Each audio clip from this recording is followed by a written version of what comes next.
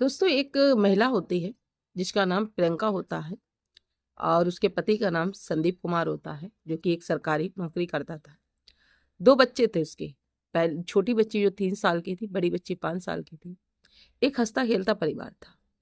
प्रियंका की शादी अगर आज से बात करें करीबन 7 साल पहले संदीप कुमार के साथ हुई थी और अपनी ज़िंदगी में बहुत खुशहाल रह रही थी। अपने पति से बहुत ज़्यादा प्यार करती थी और पति-पत्नी के बीच बहुत अच्छी कॉम्बिनेशन था दोनों के बीच।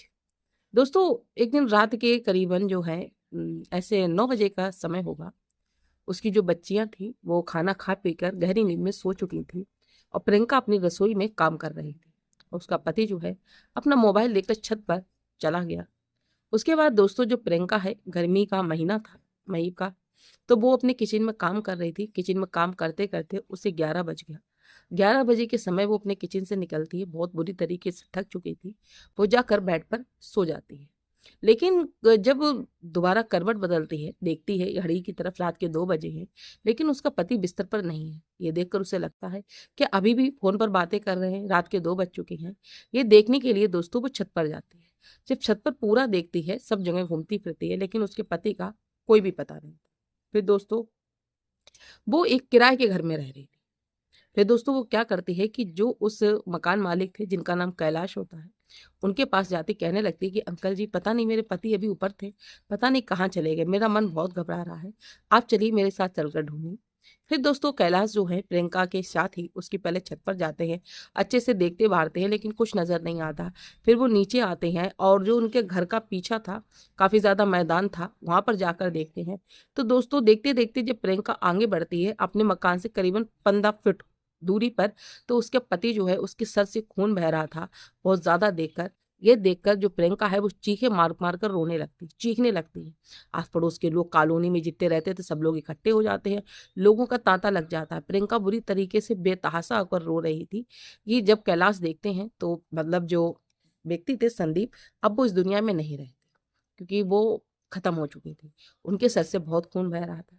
दोस्तों प्रियंका कहने लगती है कि मेरे पति छत पर गए हुए थे, वो गिर गए और गिरने की वजह से उनकी मौत हो गई। ऐसे वो चीखने चिल्लाने लगती हैं। पास-पड़ोस के लोग भी इस बात पे यकीन कर लेते हैं कि प्रियंका सही कह रही, घर के पीछे ही उसकी डेड बॉडी मिली थी। दोस्तों मोहल्ले वाले तुरंत ही मौके पर पुलिस को फ़ोन करते हैं। पुलिस को फ़ोन करते हैं, पुलिस पहुँचती है, प्रियंका बहुत बेतहाशा होकर रो रही थी। तो प्रियंका के कहे अनुसार मोहल्ले वाले भी कह रहे थे कि छत से गिर गए हैं और इनकी मौत हो गई। लेकिन पुलिस वालों को एक चीज़ समझ में नहीं आई कि जो व्यक्ति छत से गिरेगा, पास में गिरेगा, कितना लुढ़केगा? थोड़ी दूर। लेकिन वो छत से अपने 15 फीट दूरी पर एक मैदान में पड़ा हुआ था, जो कि उनके घर से काफ़ी दूर हो चुका है। तो एक इंसान इतनी दूर तक कैसे जाएगा? और फिर अगर कोई गिरता है, खून बहता है, तो छत के जहाँ पे उनका मकान था उसके आस-पास कोई भी ब्लड नहीं पड़ा था, बल्कि जो ब्लड है वो वहीं पे पड़ा था जहाँ पे वो व्यक्ति पड़ा हुआ था संदीप। फिर उनकी बॉडी को उठाकर पोस्टमार्टम के लिए भेज देते हैं। अब इधर प्रियंका से डायरेक्टली सवाल भी नहीं कर सकते थे कि मतलब किस तरीके से ये सब कैसे हुआ?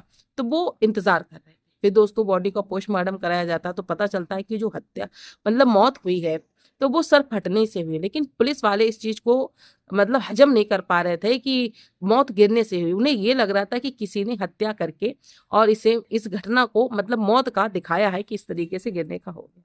लेकिन उनके पास कोई सबूत नहीं थे और जो प्रियंका थी वो अपने पति के जाने के बाद इतना गम में डूबी थी कि उससे डायरेक्ट बात करना अच्छा नहीं लग रहा था। फिर दोस्तों क्या होता है कि जैसे-तैसे जो बॉडी थी पोस्टमार्टम करा दिया जाता है और पोस्टमार्टम कराने के बाद जो बॉडी है वो प्रियंका को दे दी जाती है, सौंप दी जाती है। उसका अंतिम संस्कार कर दिया जाता है। पुलिस वाले जो हैं इधर जो मरने वाले व्यक्ति थे संदीप कुमार, उनकी कॉल डिटेल्स निकालते हैं और फिर प्रियंका की भी कॉल डिटेल्स निकालते हैं। जब प्रियंका की कॉल डिटेल्स निकालते हैं तो पता चलता है कि रात के 11 बजे प्रियंका ने जो है एक व्यक्ति से बात की थी और फिर उसी व्यक्ति से रात के 1 बजे बात की। तो ये बात पुलिस वालों को कुछ ना कुछ थोड़ा गड़बड़ लगी, उन्हें समझ में नहीं आया कि प्रियंका जो कह रही है वो सत्य है या नहीं है। फिर दोस्तों शक के तौर पे क्या जो उनके पास सबूत था, उसके अकॉर्डिंग वो प्रियंका को धर दबोच कर थाने लेकर आते हैं। पहले उससे पूछते तो वो यही कहती है कि मेरे तो पति इस दुनिया में नहीं रहे हैं, आप मुझ पे इल्ज़ाम लगा रहे हैं, झूठा इल्ज़ाम मत लगाइए। इस तरीके की बातें करती है। लेकिन जब पुलिस की सख्ती पड़ती है और जो उसने सच्चाई बताई, आप सच में विश्वास नहीं कर पाओगे कि एक औरत जिस पर इंसान आँख मूंद कर विश्वास करता है और उस औरत ने अपने पति को मारने के लिए किस तरीके की चाल चली। उन लोगों दोनों की शादी को 7 साल हो चुके थे, 7 साल पुराना उनका रिश्ता था, 2 बच्चे थे। उसके बावजूद भी उस औरत ने इस तरीके की घटना को अंजाम दिया कि अगर आप सुनेंगे तो आपके पैरों तले ज़मीन खिसक जाएगी। तो आइए दोस्तों, मैं आपको पूरी घटना पूरी अच्छे तरीके से बताऊँगी कि किस तरीके से कहाँ हुआ और कहाँ की ये घटना है। वीडियो पसंद आए तो लाइक शेयर कर दीजिएगा। आप मेरी वीडियो को कहाँ से देख रहे हैं, अपने प्यारे से नाम के साथ बताइएगा ताकि मैं आपका नाम लेकर आपका तहे दिल से धन्यवाद कर सकूँ। तो नमस्कार दोस्तों, मेरा नाम है नेहा और मैं अपने चैनल टॉप क्राइम न्यूज़ में आपका स्वागत करती हूँ और उम्मीद करती हूँ कि आप बहुत अच्छे और सुरक्षित होंगे। दोस्तों, आज की घटना जो मैं आपको सुनाने जा रही हूँ, ये घटना हमारा मध्य प्रदेश का एक इलाका लगता है शिवना। सतना में एक कॉलोनी पड़ती है माता संतोषी माता कॉलोनी के अंदर ये घटना है, जहां पर एक व्यक्ति रहते थे जिनका नाम था संदीप कुमार। और इस घटना की शुरुआत कैसे हुई वो मैं आपको बताती हूँ। दरअसल आज से करीबन 7 साल पहले जो है संदीप कुमार एक शादी फंक्शन समारोह में शामिल होने के लिए गए थे। जब उन्होंने पहली बार उस शादी समारोह में प्रियंका को देखा तो पहली बार में उन्होंने प्रियंका को पसंद कर लिया। फिर उस शादी समारोह में प्रियंका के पीछे इस तरीके से घूमने लगे कि वो उसका नंबर मांगने के लिए मतलब पीछे पड़ गए।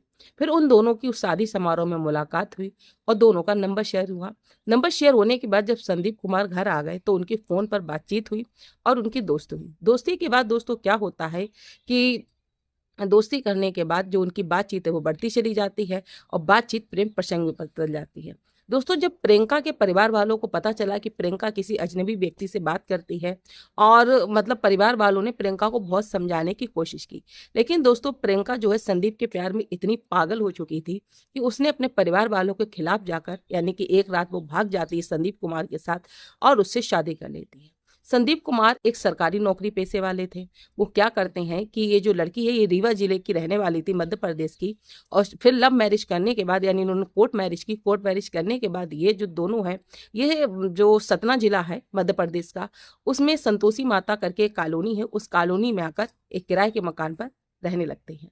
जिंदगी की गाड़ी चलती रहती है दोस्तों, जीवन सब कुछ अच्छा कट रहा था, इसीलिए आगे चलकर इनके घर में 2 बच्चियों का जन्म हो जाता है। सब कुछ अच्छा चल रहा था, किसी चीज की कोई कमी नहीं थी। लेकिन दोस्तों ये जो व्यक्ति है ये सरकारी नौकरी करते थे संदीप कुमार। धीरे धीरे जब इनके 2 बच्चे हो गए और धीरे धीरे समय के साथ क्या हुआ कि इनकी बीवी को लेकर इनका अट्रैक्शन कम होने लगा, यानी कि अपनी बीवी को इग्नोर मारने लगे। जब इस चीज को कहीं ना कहीं प्रियंका ने ऑब्जॉर्व किया, उसे लगा कि शायद काम का तनाव होता है, परिवार है, जिम्मेदारियां हैं, तो उन्होंने इस चीज को नहीं समझा। लेकिन संदीप कुमार जिस कंपनी में जॉब करते थे या जिस ऑफिस में जॉब करते तो वहां पर एक लड़की थी जिसकी उम्र 22 साल थी, रानी नाम की।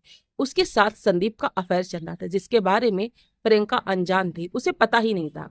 प्रियंका से बिना छुपाए हुए वो उससे सालों से कनेक्ट में था, कांटेक्ट में था, उसके साथ उसके फिजिकल रिलेशन भी थे। लेकिन दोस्तों एक दिन प्रियंका जब है मतलब अक्सर संदीप का मतलब रूटीन बन चुका था कि वो ऑफिस से लेट आता था, लेट आने के बाद खाना खाया, खाना खाकर छत पर बात करने चला जाता था, 2-2 घंटे बात करता था। लेकिन प्रियंका को कभी शक नहीं हुआ।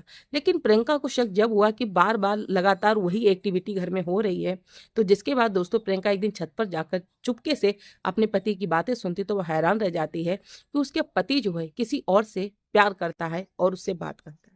दोस्तों जब इस बात को प्रियंका को पता चला तो उसने अपने पति को समझाने की कोशिश की, लेकिन बात इतनी हद तक आगे निकल चुकी थी कि प्रियंका के पति संदीप ने प्रियंका के साफ शब्दों में कहा कि मैं तुम्हें तलाक देना चाहता हूँ और रानी से शादी करना चाहता हूँ।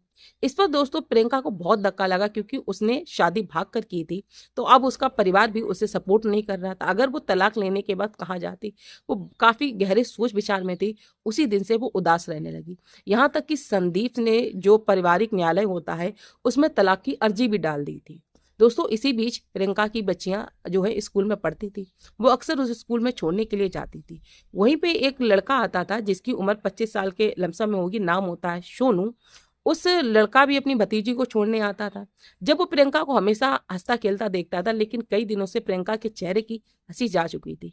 तो एक दिन उसने प्रियंका से पूछ ही लिया कि आप बुरा ना माने, एक बात पूछना चाहूंगा कि हम जब भी आपको देखते हो तो आपके चेहरे पे उदासी रहती है, क्या कोई घर में परेशानी है, कोई बात है? जब ये चीज मतलब सोनू ने प्रियंका से कही तो ऐसा लगा कि प्रियंका को कोई हमदर्द है जो उससे पूछ सकता है। तो उसने अपने दिल की सारी बातें जो उसके घर के अंदर चल रही थी सोनू से कह दी। सोनू के एक दूसरे के नंबर शेयर हुए, नंबर शेयर होने के बाद दोस्ती हो गई। अब जो प्रियंका थी कहीं ना कहीं उसका प्रेम प्रसंग सोनू से शुरू हो गया।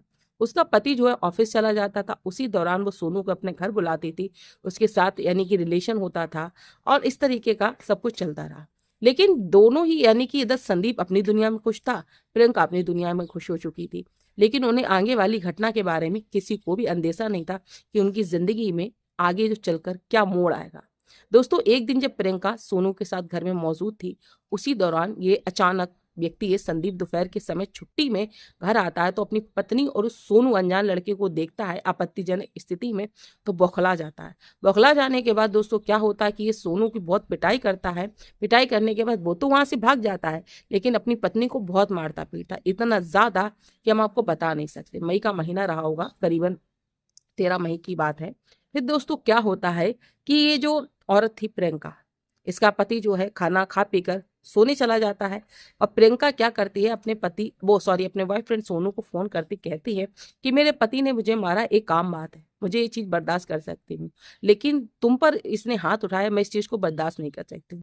तो मैं चाहती हूँ कि इस व्यक्ति को तुम दुनिया को रास्ते से हटा दो। मैं जिस तरीके से तुमसे कहती हूँ उसी तरीके से आज मेरे घर आ जाना। दोस्तों, उस समय रात का 9 बजे का समय था। सोनू रोज की तरह जो है उस दिन बिना खाना खाए हुए छत पर चला जाता है रानी से बात करने के लिए।